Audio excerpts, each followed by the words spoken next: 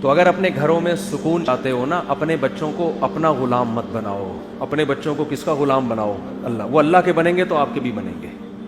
اپنی بیوی کو کس کا غلام بناؤ؟ اللہ کا. وہ اللہ کی بننے کے بعد آپ کی بنے گی غلام. عورت کو چاہیے اپنے شوہر کو کس کا غلام بنائے؟ اللہ کا. اللہ کا بنا دیا، آپ کے حقوق ادا کرے گا وہ. ہم ڈائریکٹ اپنا بنانے کی کوشش میں کسی کا بھی نہیں بننے دیتے اس کو. باپ چاہتا ہے میرا بچہ میرا بن کے رہے، تبھی باپ بہت سی جگہوں پر اس کو شریعت کے خلاف باتوں کا بھی آرڈر کر رہا ہوتا ہے. بچے کے دل میں لاشعوری طور پر یہ بات آتی ہے کہ میرے ابا مفاد پرست ہیں، یہ اپنا فائدہ چاہتے ہیں. تو جہاں انسان کے دل میں یہ آتی ہے پھر انسان لالچی ہو جاتا ہے. تو بہت ہی نیک شریف ہوگا تو پھر بھی حقوق تو ادا کرے گا وہ، لیکن اتنے نیک مارکیٹ میں شارٹ چل رہے ہیں وہ نہیں کرے گا. اور اگر آپ نے بچے کو اللہ کی غلامی سکھا دی اور آپ نے بولا بیٹا میں بھی کسی بات کا حکم دوں نا جو اللہ کے حکم کے خلاف ہو، میرے حکم کو دیوار پہ مار دینا، تو میں عجیب بات آپ کو بتاؤں، وہ آپ کی ایسی غلامی کرے گا اگر وہ اللہ کا بن گیا. کیونکہ اللہ نے سب سے زیادہ حق اپنے بات کس کا رکھا ہے؟ والدین. لیکن آپ اس کو جہاں شریعت کی بات آتی ہے نا تو آپ نے اس کو یہ باور کرانا ہے کہ جیسے تمہیں میں شریعت کا پابند بنا رہا ہوں خود بھی کیا کر رہا ہوں؟ بولو، شریعت کو فالو کر رہا ہوں. مثال دے دوں، ایک مثال ایک ہی آ رہی ہے مارکیٹ میں، تو اب کیا کریں؟ زیادہ تر یہی کیسز آ رہے ہیں نا، تو جو آ رہی ہے وہی مثال دوں گا نا،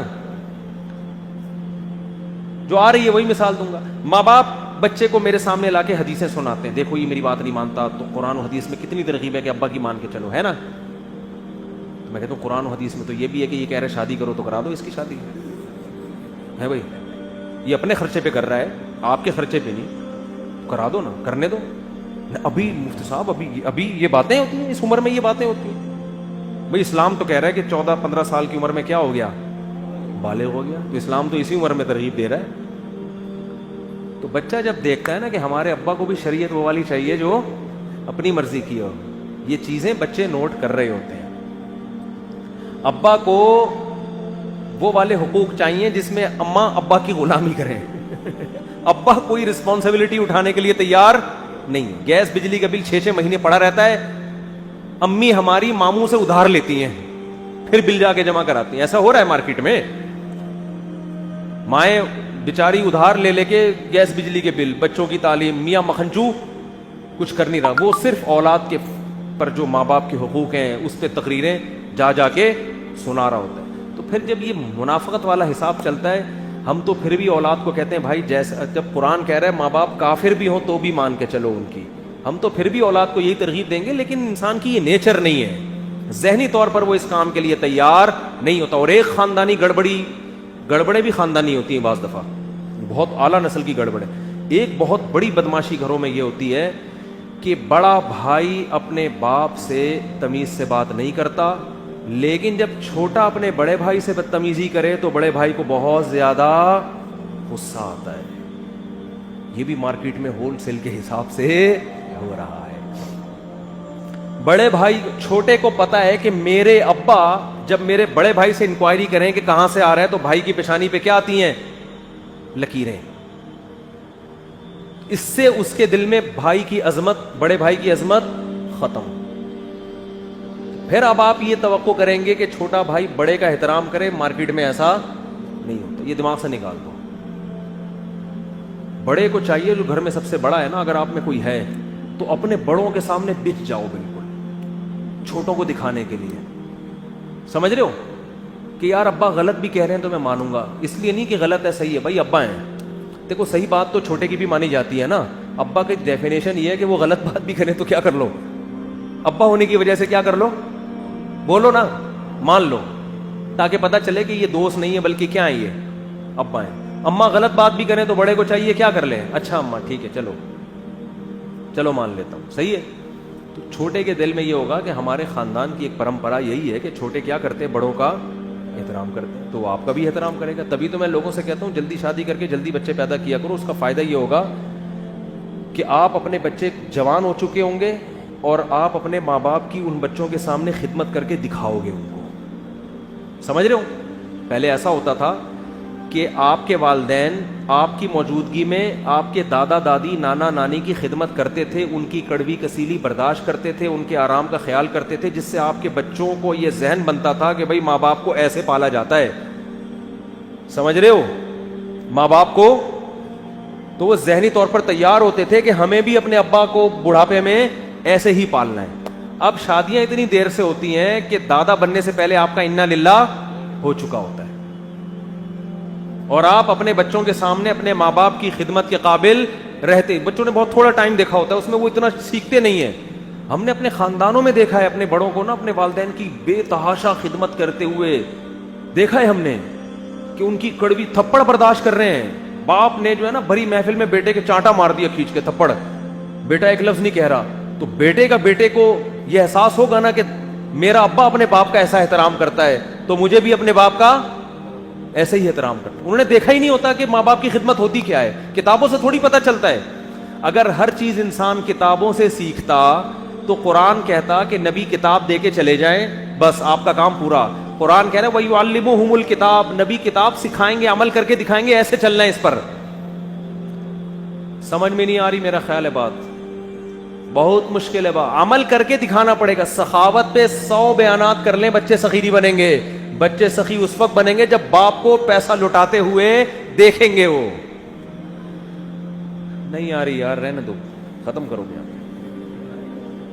آپ اپنے بچوں کو بٹھا کے سمجھاؤ کہ دیکھو بیٹا میں مر گیا, تو بیٹوں کو سمجھا رہے ہوتے نا میری بیٹیوں کا خیال کرنا, سمجھا رہے ہوتے ہو. یہ سمجھانے کی چندہ ضرورت نہیں. آپ بچوں کے سامنے ان کی پھپھو کا خیال کرنا شروع کر دو. سناؤ بچوں کو تمہاری پھپھو بیمار ہے یار, تم نے بتایا بھی نہیں. مجھے یاد ہے میرے ایک استاذ تھے کیا ہیں, اللہ ان کی عمر میں برکت دے. ہم تو کالج سے نکل کے آئے نا مدرسے میں, ہم بھی ہمارے گھر میں بھی اپنے والد کا بڑا احترام تھا الحمدللہ, ہمارا خاندان میں رواج تھا, لیکن اتنا نہیں جتنا ہم نے علماء کے ہاں دیکھا. وہ تو بہت ہی زیادہ تھا. وہاں سے میں نے احترام سیکھا.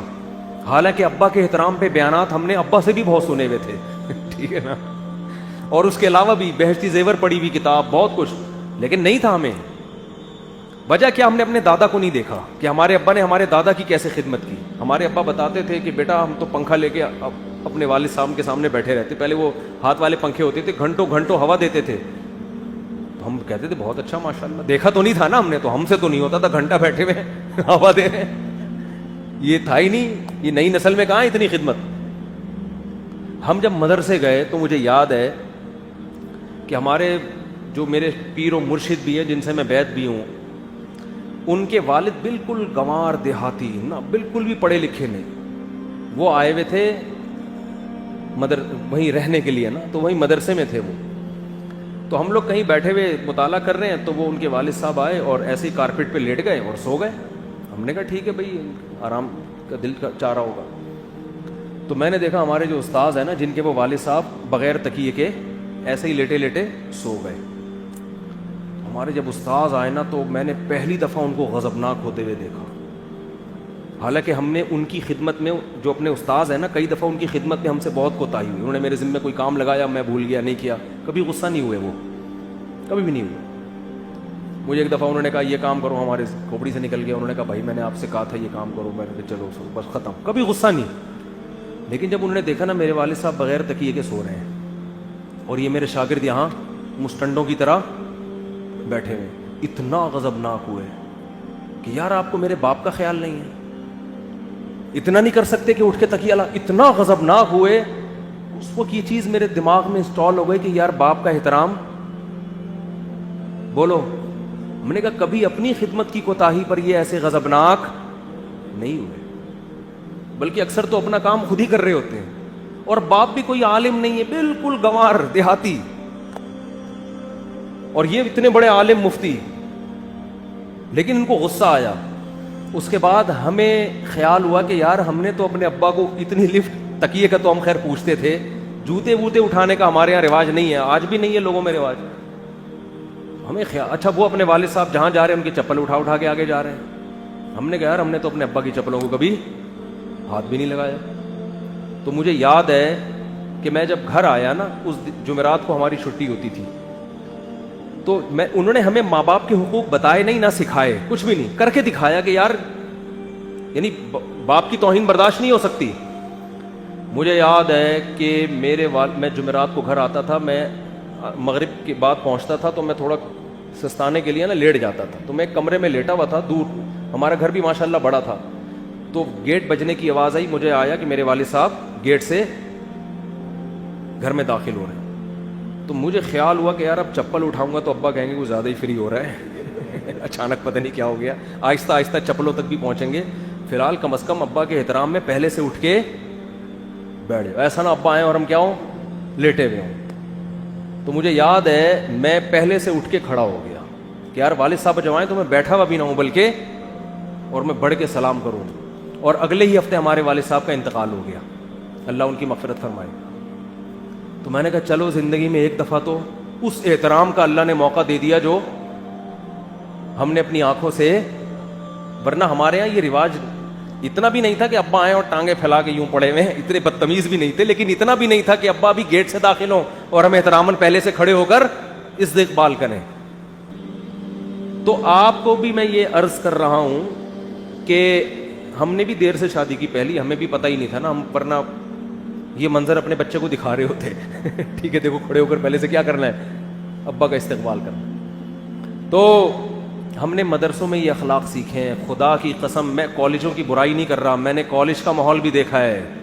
کالج میں ہم بدتمیز بنتے جا رہے تھے روز. میں نہیں کہہ رہا کہ کالج خراب ہوتے ہیں, لیکن ہم بدتمیز بن رہے تھے. کالج کے زمانے میں بھی ہمیں ابا سے ڈانٹ پڑتی تھی, غلطیاں بھی ہوتی تھیں, سوری کرنے کی توفیق ہمیں, بٹ ڈانٹ سے بھی کافی ہے.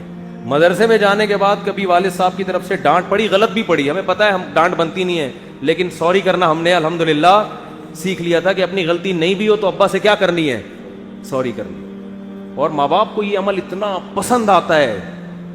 کیا آپ کی سوچ ہوگی کہ آپ کی غلطی نہیں بھی ہے پھر بھی آپ کیا کر لیں, وہ ایسی دل سے دعائیں نکلتی ہیں نا ان کی کہ آپ کی سوچ ہوگی, ایسی دعائیں نکلتی ہیں. تو خیر پتہ نہیں کہاں سے کہاں بات چلی گئی, کیا کہہ رہا تھا. تو احترام تو وہ تو ایک الگ بات آ گئی نا. تو وہ استاذ غضبناک ہوئے, وہ واقعہ آیا کہاں سے یہاں پہ.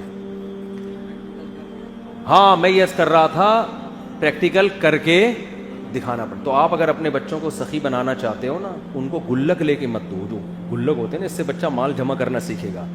بولو بیٹا تم تو عجیب آدمی ہو, تمہارا باپ زندہ ہے, تم یہ پیسے تمہیں کچھ ضرورت ہو تو بتا دینا ہم کو, یہ کیا پیسے جمع کر رہے ہو, خرچ کرو خرچ, سمجھ رہے ہو. اور اگر جمع کرنا ہی ہے صدقہ باکس بناؤ. کیا بناؤ, صدقے کے پیسے. تو بچوں کو بچپن سے صدقہ کرنا سکھائیں, ان کے سامنے اپنی بہنوں کو ہدیے نذرانے بولو, ان کو دکھا دکھا کے بھی بھیجا کریں تاکہ وہ سیکھیں آپ سے. قرآن کہہ رہا ہے ہمارے جو نیک بندے ہیں چھپا کے بھی صدقہ کرتے ہیں اور علانیتاً بھی صدقہ کرتے ہیں. اور بالکل بے لوس ہو کے بہن بھائیوں پہ خرچ کیا کرو, اس سے آؤٹ پٹ نہ مانگو کہ یار میں جب خرچ کروں گا تو آگے سے پھر وہ پھر مجھ سے تمیز سے, وہ نہیں تمیز, وہ جیسی ان کی تمیز ہے نا وہ ویسی کی ویسی رہے گی. یہ آپ امیدیں مت لگاؤ کہ ہم جناب وہ کریں گے تو پھر آگے وہ, بھائی ہم تو دے کے نیکی کر دریا میں ڈال, تمیز اللہ ان کو خود ہی سکھا دے گا انشاءاللہ آہستہ آہستہ. آپ نے اس کا ریٹرن نہیں مانگنا ان سے, سمجھتے ہو. تو اللہ کی غلامی میں خدا کی قسم بہت مزہ ہے. انسان باپ کا حق بھی کس کے لیے ادا کر رہا ہے, اللہ کے لیے. ماں کا حق بھی, بیوی کا بھی, بچوں کا بھی. ایک آدمی مجھے کہنے لگا یار میں مرنے والا ہوں, تو یعنی عمر میری زیادہ ہو گئی, تو میں سوچ رہا ہوں میری بیوی کے نام مکان کر کے مر جاؤں, پتہ نہیں بیچاری روڈ پہ ہی نہ آ جائے کہیں. لیکن مجھے ڈر ہے میں نے دے دیا تو آنکھیں ہی سر پہ نہ رکھ لے, ہے بھائی. تو میں نے کہا کیا کر لے گی زیادہ زیادہ, کہہ رہے ہیں گھر سے نکال دے گی. میں نے کہا اتنا پیسہ ہے کہیں اور چلے جاؤ, کہہ رہے ہیں ہاں چلا جاؤں گا. میں نے کہا دے دو یار, زیادہ زیادہ نکال دے گی نا گھر سے. اسی حال میں مر گئے وہ تو بیچاری کہ کوئی پوچھنے والا ہے نہیں. تو اللہ اجر دے دے گا قیامت کے دن. یا تو تمہارے پاس کوئی دوسری رہنے کی جگہ نہ ہوتی, پھر تم نکالتے, تم کہتے لو بھائی ہم کس پہ آ گئے, روڈ پہ. تمہارے کو اللہ نے اتنے وسائل دیے ہیں, کہیں اور چلے جانا, مسجد میں آ جانا, ادھر سو جانا. یہاں پہ گارڈ کا کمرہ ہے ہمارا, اس میں صرف کھٹمل کا پرابلم ہے, باقی کوئی پرابلم اس میں, لیکن وہ بھی کارپیٹ نکالا ہے تو سنا ہے کہ کھٹمل ختم ہو گئے اس میں. تو میں نے کہا لائف کو انجوائے کرو, اب دے دو بیچاری کو یار. ہاں جوانی میں میں تھوڑا منع کرتا ہوں کہ ابھی افورڈ نہیں کر سکے گا نا آدمی، ایک دم سے دے دیا پھر وہ آنکھیں یہاں رکھ لی، آپ کو گھر سے باہر نکال دیا. لیکن اگر اللہ نے وسائل دیے ہیں دے دو یار، اگر اللہ نے اتنے وسائل دیے ہیں دے دو. زیادہ زیادہ یہ ہوگا کہ تمہیں گھر سے نکال دے گی تو تمہارے پاس اور وسائل ہیں رہنے کے، وہاں رہ لو. لیکن اس کے پاس ایک ٹھکانہ اور نہیں نکالے گی تو سبحان اللہ، پھر تو اور اچھا ہے.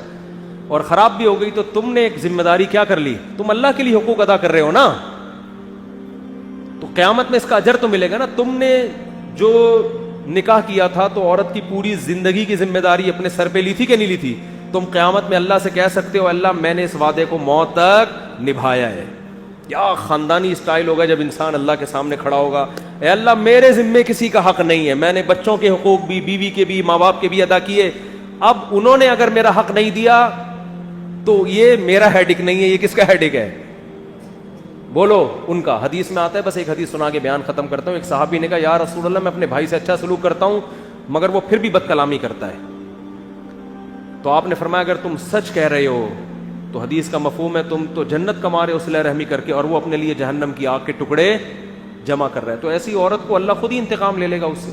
تو اس لیے اللہ کے لیے دوسروں کے حقوق ادا کریں، اس میں بالکل بے لوث ہو کے.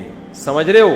اس کا اپنا مزہ ہے کیونکہ جس کے لیے کر رہے ہیں وہ بہرحال ہمیں دیکھ رہا ہے. ایک اور مثال دے دوں، آپ کو کسی سے عشق ہو جائے اور اس کی وجہ سے آپ پٹ رہے ہو تو اس پٹائی میں تکلیف اس صورت میں ہوگی جب آپ کو پتا ہے کہ معشوقہ دیکھ نہیں رہی، پھر ایک ایک تھپڑ بہت زور سے لگے گا. لیکن آپ کو پتا ہے جس کے لیے پٹ رہا ہوں وہ محبوب مجھے کھڑکی سے دیکھ رہا ہے، تو ہر تھپڑ میں مزہ آئے گا کہ نہیں آئے گا؟ کو پتا ہے میری ویلیو بڑھ رہی ہے کہ یار میرا عاشق میرے لیے اتنی قربانی دے رہا ہے، تو آپ کا دل چاہے گا اور رکھ رکھ کے مارو، ٹھیک ہے نا، اور رکھ رکھ کے مارو. تو جب انسان کو اللہ سے محبت ہوتی ہے تو وہ اس کے لیے سب کچھ کر رہا ہے، آگے سے آزمائشیں آ رہی ہیں تو وہ کہتا ہے یار جس کے لیے کر رہے ہیں وہ ان آزمائشوں کو دیکھ رہا ہے. تو اس میں بھی ایک لذت رکھی ہے اللہ نے. اور اگر اللہ کو درمیان سے نکال دو گے تو بھائی مخلوق بڑی ٹیڑھی ہے، صحیح بتا دوں مخلوق کیا ہے، یہ بڑی ٹیڑھی آڑی ترشی ہے، اس کے لیے دن رات کرتے رہو، انہوں نے کیڑے ہی نکالنے ہیں. ابھی وہ جیسے وہ سیاسی لیڈر ایک دوسرے کے کیڑے نکالتے رہتے ہیں نا، ایک وزیر اعظم کا اچھا بیان ہوگا اس میں کیڑا نکالنا ہے، برا بیان تو ویسے ہی کیڑا ہی، وہ تو بیان ہی کیڑا ہے ٹھیک ہے.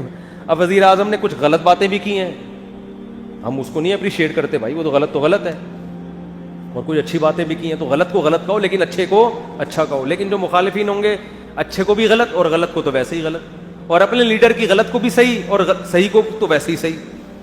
یہ مخلوق یہی چل رہی ہے مارکیٹ میں. اس لیے الو سیدھا کرنا ہے، کس کے سامنے؟ صحیح بن کے رہنا ہے اللہ کے سامنے. اس میں مزہ ہے، لطف ہے. اللہ عمل کی توفیق عطا فرمائے.